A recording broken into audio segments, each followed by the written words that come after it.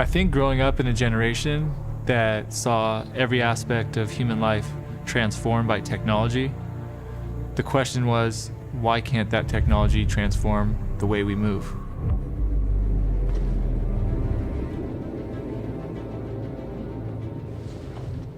When I first got to the NBA, the idea of recovery was just starting to be implemented into training. There was this idea that an athlete could improve his or her performance by enhancing the way they recovered. The quicker your body recovers, or the faster you can recover, the more you can train, the harder you can train, the more you can get out of your body, and that idea was always very intriguing to me. The difference with me is that I've always wanted to push myself harder, and I was always looking for ways to help me push myself more. Whether it was technology, different training techniques, I always wanted to be on the forefront, doing things that no one else has ever done before so that I can create results that no one's ever done before. The idea of recovery was in such an early stage when I first came into the NBA, using technology and using different products to be able to implement recovery in a much easier way, in a much better way, a way that's sort of tailored for us. That was an idea that I was excited to embrace and excited to collaborate with. The idea of building a brand around recovery as opposed to training was a completely new idea at the time.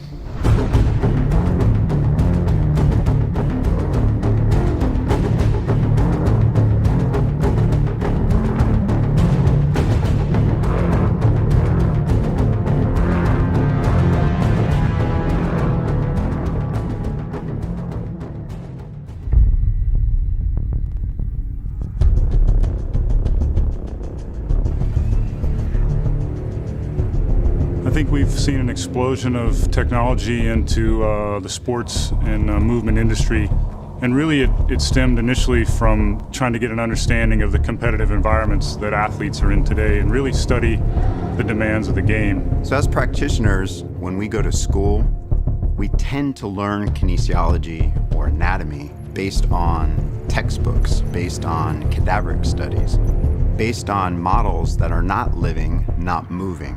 But the reality is we're working with living human beings. So there's been a huge movement in the last 10 years, really looking into living bodies so that we can see the whole body as a continuum.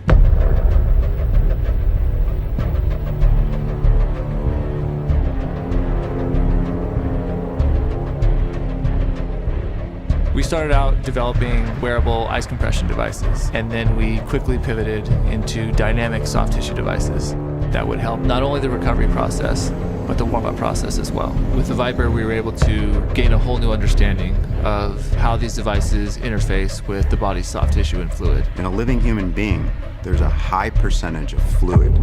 The key is to keep fluids moving through the body. Nothing in the human body is meant to stay still. That really opened up our eyes to this idea that vibration and percussion could change the physiology of the body and change the way we move. That led us to experiment with developing a device that directly applied percussion to the body. And that became the Hypervolt.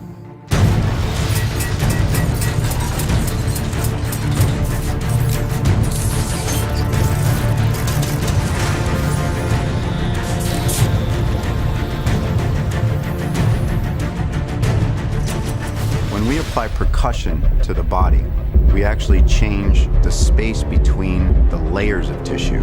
So not only does it change the temperature, but it changes the spacing between the denser layers of tissue. When our tissue is healthy and the muscles surrounded by optimum viscoelasticity, we get better muscle conductivity, more smooth, efficient movement patterns.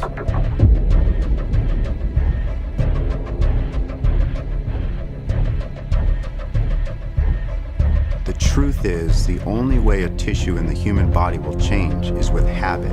This is why these devices are so powerful, because we can educate our athletes and our clients so they can do their own at-home hygiene. So we have hygiene for our dental structures. We should have hygiene for everywhere in the body.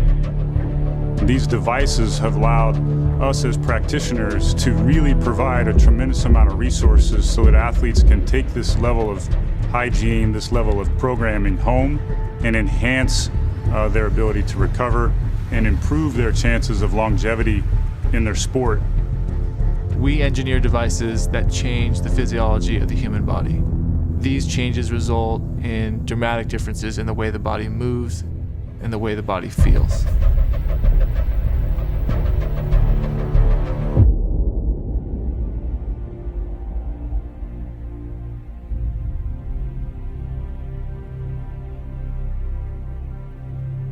I think with all this technology, the knowledge of the average athlete has now gone up to the point now where we know exactly what buttons to push and we know what recovery techniques to use that are going to make us feel at our best. So now all these things that we are able to implement into our recovery are now a part of our craft.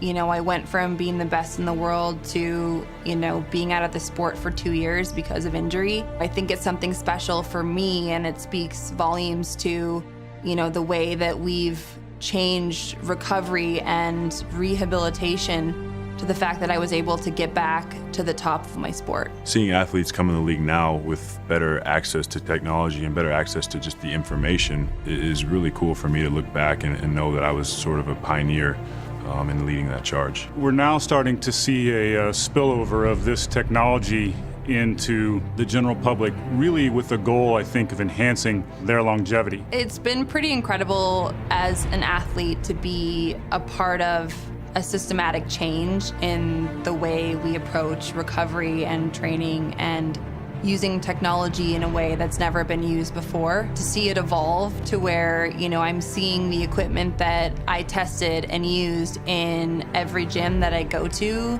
across the country and across the globe is pretty special, to feel like we've started something. We sort of have a responsibility to be the driving force behind that, because the more we question, the more we ask for, I think the better technology is going to be.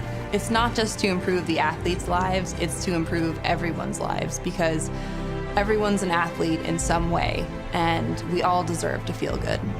We were part of the movement that started the wave of helping athletes perform better, and I think now you're starting to see it spill over into helping just every human move better. As athletes, we started a movement, and I'm very proud to be a part of that. We helped start a movement, and that movement has just begun.